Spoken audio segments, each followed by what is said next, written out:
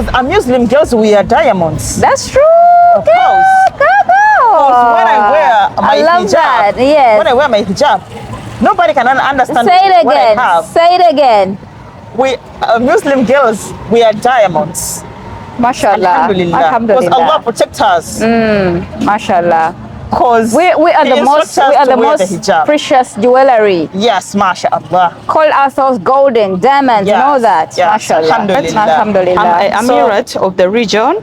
Of our organization called the Tamsia. I didn't know about that, girl. You never told me about that. Oh, sorry. You're an Emirat. Yes, an Emirat of this region in Dar es Salaam, for the whole Dar es Salaam city. Yes, I'm an Emirat region. Girl, I'm gonna fine you for that. You never told me nothing of the sort. You never told me anything. Subhanallah, with all these days that I've been with you, you never said anything about. Okay, let's go.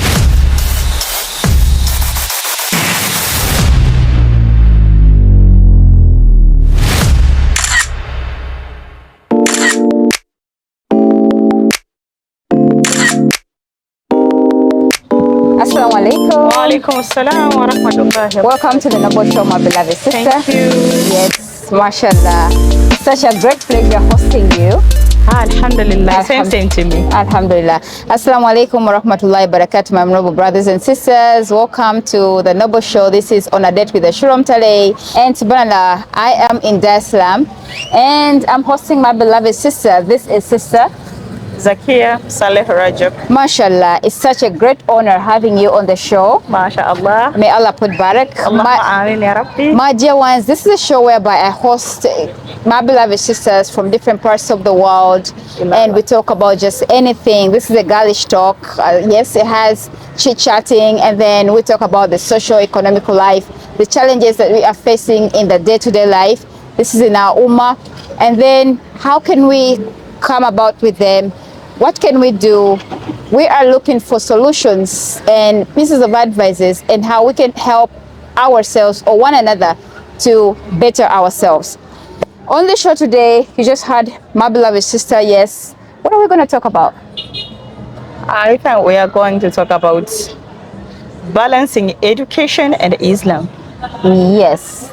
This is balancing education and Islam. Before we go into the topic, someone out there is wondering who Sister Zakia Rajab is. By profession, I'm a social worker. Okay. Yes, I have a diploma in social work. And I'm working with Muslim youth in Tanzania. MashaAllah, that's lovely. Although I'm an Emirat of the region, of our organization called the Tamsia. I didn't know about that, girl. You never told me about that. Oh, sorry. You're an Emirat. Yes, an Emirat of this region in Dar es Salaam, for the whole Dar es Salaam city. Yes, I'm an Emirat region. Girl, I'm gonna fine you for that. You never told me nothing of the sort. You never told me anything. Subhanallah, with all these days that I've been with you, you never said anything about. Okay, let's go. I think we forgot. Okay. I never heard anything about that, but may Allah put barak ya Rabbi. Allahumma ameen ya Rabbi. Go ahead, darling. Yes, I'm leading the young girls from schools to universities. Okay. From our organization called the Tamsia. That is Tanzania Muslim Students and Youth Association. Okay. So what do you do as you're leading them? What activities do you conduct? We have our programs from our organization. Okay. Yes, as women, we have 3 main programs. And the first one is, we call it Tunu ya Wanawake. Okay, what's that? Like golden thing to the women, like awarding. Oh. Yes, stamping. Yes. Okay. And the other thing we call it hijab. Okay. Hijab. Yes, hijab day. We have that thing. Okay. That thing is all about we collect the hijab from the community. Do you go with the International Hijab Day? That's the first Feb, or do you have your specific day? Like you choose on a day? We have national. Within a day. We have national it. Tanzania Day. We're starting from the region. This is Tanzania Hijab Day. Yes, Tanzanian Hijab Day from Tamsia. Okay. Yes, we collected hijab from different places, and we took to the people who are in need. That is so That's the beautiful. vulnerable. Mashallah. Maybe it's a students, the community members, yes, and the schools. Okay. So we are contributing as a leaders, as the young women. Yes, we do something for community. Okay. Yes, and the other program is the So we talked about the hijab collection. And then after you distribute them to the needy people. Yes. And then the other one is the schools end. Yes. Others it's like orphans. Okay. Yes, we are spreading to the orphanages. Okay. Mashallah, yes, for some girls. That's lovely. Yes. And on that thing, we have a call.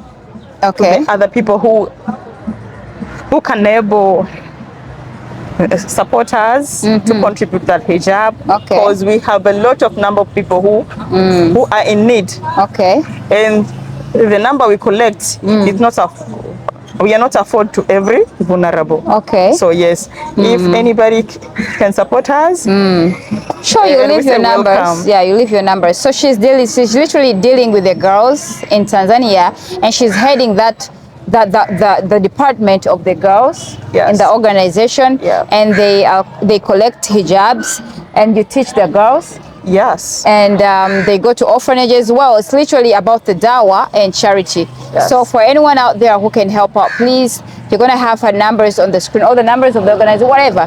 Numbers of the organization or your numbers? And my number. Okay, inshallah. So you just contact her directly so that you can give her all the help that you can ever wish to give. Okay, so we just seen something brief about you. Let's go to our topic today. This is balancing education and Islam. I would like to talk about that because I have an experience because I was there in university for a few years back. Okay. And I experienced something like the Muslim girls are coming to the universities with their hijabs, okay, with their good himars and good things like they are wearing the longest clothes. Mashallah. Mashallah, they are beautiful ones. But when they come to the university, after a few months, you can see them, they don't have even a scarf. They don't have it. And what do you think contributes to that? I think when they come to the university, they think life is changing. Like they are going to the new life. But life is life. The life, when people living to the back, it's the same life we're supposed to living to the way university. Yes. So they feel like the entire university goes on for another life, and that means they have to change to sort in. Yes. Okay. Yes. So that's when they get. Do you think it's about them getting excited, or do they get into groups like peer groups that mislead them and convince them to put off their hijab? I think it's a cause of groups of friends where they meet, because we are mixed up when we are at universities. Yes. Because we are Muslims and other people are there. So the Muslim girls, I think they come to the university. They get that excited. Yes. Maybe, especially in this .com era, these kids need to be explained what, why, how, when, and how. Why are they wearing the hijab? It's not of a long ago era where our grandparents were just commanded to wear the hijab without any reasons. Yeah. Those days, they never needed any explanation, because how dare you question an elder? Right now, kids or children need to be explained to. They want to know, why am I wearing the hijab? Yeah. We need to explain to them each and everything. That's why, literally, girls find it that easier when they get to university, and they're just like, they don't need, because they don't know the value of hijab. You understand? They never got explained to, and yet they need this explanation. That's what I usually tell the parents. You need to sit down your children. Don't just command them. This is not an era of command, because long ago, people were just commanded. And you couldn't question your elder. How dare you? You understand? So right now, parents, you should explain. Sit your children down and get them through the importances of hijab to enable them understand that this is in for them. This is in for their deen and how Allah commanded us to wear the hijab. So this will help them regardless of where they are. to know that I'm entitled to wear this hijab, this attire, regardless of the place I am in. You understand? Yeah. Yes, please go ahead. And I can say, by that thing happening to many girls to many Islam girls in our universities, and now we have another problem according to that. The Islam fathers and mothers, they think when a girl go to the university, it can be badly, because when she go there, she change it faster.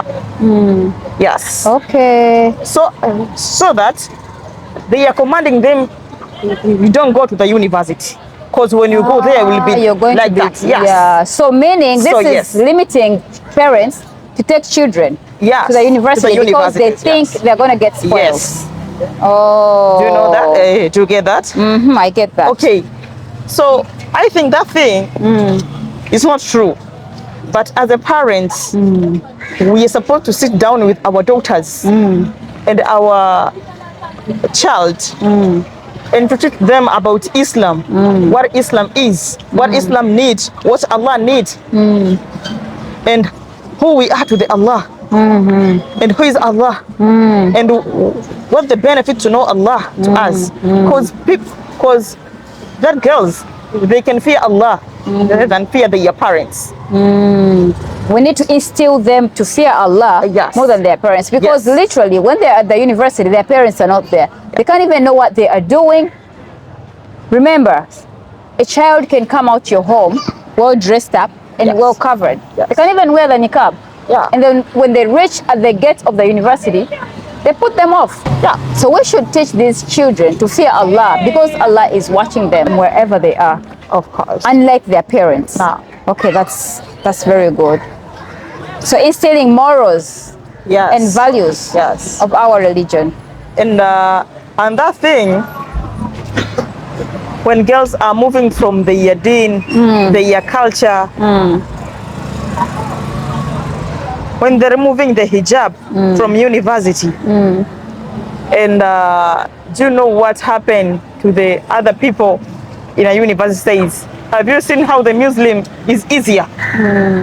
How they're so easy to be Yes, distracted and yes. change. Maybe they even it's do it look- on purpose. Yes, because they look, it's very easy to get the Muslim girls, because if it's easy to change in a few days after to the the universities, so even to get high, it's very easy. So by that thing happen, people they use more Islamic girls in our universities. Many of them are not succeed well, because some of them are engaging in haram relation because of that. Other things and other girls, when they come from university and back at home, they don't have any moral. Have you understand what Yeah, I I'm understand, talking? yeah. Yes, that is a condition we have. Okay. So my call is the parents. I can say it, I'm begging to them. They supposed to don't fear to take them to the universities, but they supposed to give them the good I can say education, a deen education about Islam. Teach them about everything. Yes. Because so bad to be true, Muslim parents are that strict, but they don't speak to their kids. Yeah. They're just strict, Yes. but they don't speak to their Yes. children to show them the core values Yeah. of Islam, Yeah. and to help them understand the true meaning of Islam and the morals of it. Muslim parents are so strict, Yes. especially when it gets to curbing down, making them wear the hijabs. Yeah. But these children are literally the stubbornest. Most of them are so Yeah. stubborn. You understand? Yes. And they're out there clubbing, they're out there doing it. Why? Because this is new life to them. Yes. They never knew the real core values of Islam and the morals of Islam. Yeah. That's how they got distracted. They are easily distracted and gotten off the track so easily. Within months, a Muslim child has unveiled. They're wearing the trousers and shorts. Why? Because they feel like they missed it out. Why? Because they were never taught the true values. Why are they wearing this hijab? Yes. So what's the advice to the parents? My advice to parents is only that to tell the kids true about our Islam, about knowing Allah, and not to fear the parents, but you have to fear to Allah only, because Allah sees them wherever they are, whatever they do, and whatever they did, Allah sees them, and they have to do something like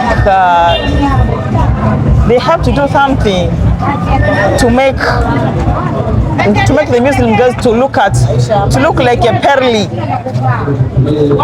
like a diamond. Okay, yeah, pearl. Yeah. Because a Muslim girls wear diamonds. That's true. Of course. When I wear my love hijab, that. Yes. when I wear my hijab, nobody can understand Say it what I again. have. Say it again. We Muslim girls wear diamonds. Mashallah. Alhamdulillah. Because Allah protects us. Mashallah. Because We are the most precious jewelry. Yes, mashallah. Call ourselves golden, diamonds, Yes, and all that. yes, Mashallah. alhamdulillah. Alhamdulillah. So my advice for parents is to teach their kids. How worthy they are. Yes, yes. The good deeds for Allah, and not to everyone. And another call is to that girls who are removing the hijab when they reach in universities. They have to know their space. They have to know who they are. They have to know the value what they have. Because as a Muslim, we have our special things. Because our body, our everything is for our husbands. Alhamdulillah. And, like that. Alhamdulillah. And not to everybody. Not to everybody. Yes. Mashallah. And I want to tell them about the benefit of hijab. Because when you're wearing the hijab, many things are going, it can run away you. Yeah, respect you. Yes, You're respected. You will be respected. You will be. This is your identity. Yes. This is for us, for our protection. Yes. Yes, mashallah. That is my call. Jazakallah khair. Another thing I can advise you as a person who are doing da'wah to the girls. Yes, we can say it's like Praying. we pleased you to do more da'wah about our Islam in the universities. Okay, yeah. Adding value. Yes. Adding value to the girls. Like how can they value themselves? Yes. Like how can they? Yeah, you're right. Yes. May Allah accept. Actually, I was thinking of something like going into the universities. You know, my call is in for the girls, and whatever the boys in my brains is in for the Muslims. Actually, girls and women, Muslim girls and women. So, into the university, how can they add value on themselves whilst in the university? Because girls tend to miss out a point in the university. Girls tend to lose it out. Girls tend to go lose. You understand? And subhanallah, and devalue themselves. They devalue themselves in different ways. Only Allah knows best.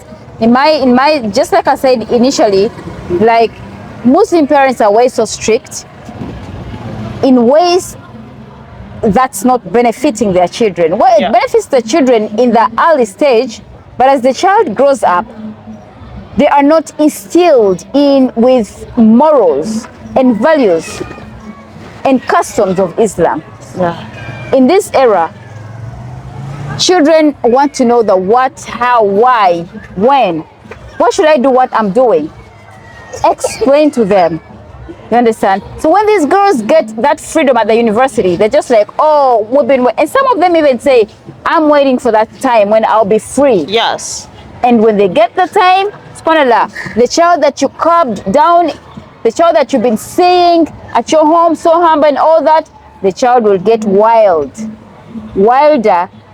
than the wild itself. And then parents get disappointed. But this is the upbringing. You being tough with the child. Being tough with the child doesn't work. Make this child your friend. Talk to this child. Yeah. Try to make them understand, especially when they are growing up. Even when they're young, explain to them everything right from the initial stages. And then when they become adolescents, the adolescent stage, make them your friends. Why should your child have to get someone else to talk to about their problems and their challenges they're facing? And I think other thing parents are doing badly, it's they taking care from the younger stage up to some point of, and then they let them free. yes. Then Yet after sending them to the university, they think they're grown yes, up. they think they're grown up. They don't care.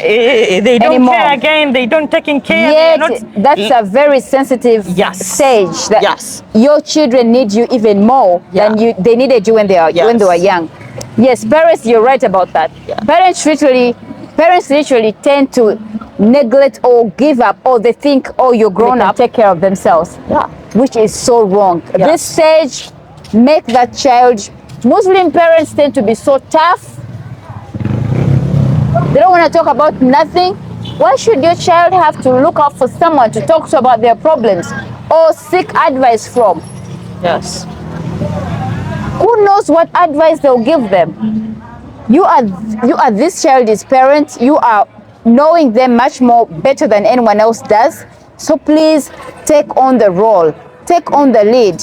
These are your children. No one is gonna raise them or instill in them what you can instill in them. No one is gonna give them best advice because no one feels them, no one cares for them the way that you do. Yes. So that's why when the parents leave them as a grown-up person, that's why the young men they took an advantage, because when the girls get some problems in a university, she can't address to her mother or her father because they're not friends. Yes. So she find their friends, and it's not a girl, maybe it's a man, because they are very caring in a university. So she can tell the problem, and that man should look like a father. She cared about it. So after that, the haram relationship happened there. He can't even look like a father. He's just taking advantage of her. He's just taking advantage of the situation that she confined in him. These men take advantage of your children because the children, instead of confining in you, their parents, they're instead confining in other people. And that's when someone manipulates them, someone takes advantage of them, and then before you know, the child falls out. You took the child to university to acquire more knowledge or to acquire advanced and acquire a profession, and before you know, they are dropping out. And I have something small I want to add on that point. Yes, please. It's mothers and fathers, I can say parents. They have to know when they leave her as a grown-up person, many things can happen, because there are something we have in our African mothers. They parent you when you're at home. When you are not at home, they're not parenting you. And the other things, they are not building the confidence to the girls. So when they go to the universities, there are some people who are waiting there. They're telling them, you can do it. You can do it. So if you are not parenting your child very well and build up the I can say a good foundation. Yes, a good foundation. And you tell strong. And you tell your doctor you are strong. You can do it. There is somebody in a university can tell her you do it. You can do it. So you can do it in a university is very bad. It's a bad thing. Because No, if they're telling them you can do it profession-wise, that like telling them you can do it with good advice, and rather not telling them you can do it in wrong things. Like you can do it, you can go to the club. Yes. You can also try alcohol. Yes. You can try this drug. You can try this. You can. Yes, madam. Yeah. You can go, you can speak your rights out. Yes. You can back up or speak back at your parents. Yes. Or speak back at the lecturer. It's your right. This and that. This and forth, you know. Even some girls are coming to the university with a long dress, and someone said, you can wear a trouser. You can, because you have a good shape. Yeah, good shape, good you have legs. good things. Yes, you can show us. Eh? Don't you see that one? It's look like, you know. So when you are parenting your kids without confidence, without building up the confident self, and without confident herself, okay, she will take the advice from the university's friends, and they can do nothing which it's prohibited to the Islam way, as you can see. And other thing, the girls are coming in a universities with a good condition. They are praying 5 salats, but you can see them in the bashy things, in a clubs, in a bad company, in the universities, as you can see. Okay. Yeah. So, Alhamdulillah Rabbil Alameen. Alhamdulillah. Praise be to the Almighty. That's been it for our topic today. Our dear parents, you just had it. Yes, most of the times it's up to us to instill the morals, customs, and values of Islam in our children and keep parenting them even when they get to universities. We should not let them thinking they are big enough to make the decisions. They are indeed not in that position yet as we think. Please, it's your duty to speak life, to speak morals, to speak customs and values of Islam into your children. This is the .com era. These children need to know why, how, when, hows of just everything. And please make these children your friends.